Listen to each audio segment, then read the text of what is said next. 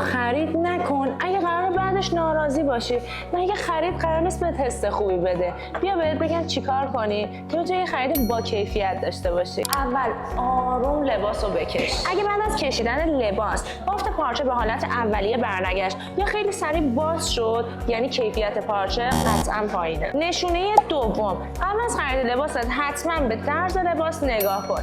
اگه دوختای نامرتب، کج یا نخ اضافه دیدی یا حتی فاصله غیرعادی بینشون بود، یعنی توی زمان تولید دقت کافی بهش نشده. یادت نره دوخت مناسبه که میتونه شیکی کار رو چندین برابر کنه. در مورد سوم، به جزئیات حتما دقت کن، مثل زیپ، کش، دکمه، برش‌ها و یا حتی اتصالات اون لباس.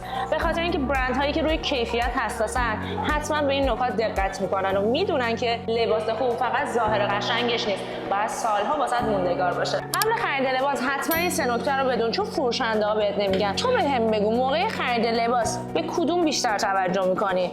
قیمت، کیفیت یا ظاهر اون لباس؟ این زیر واسم کامنت کن.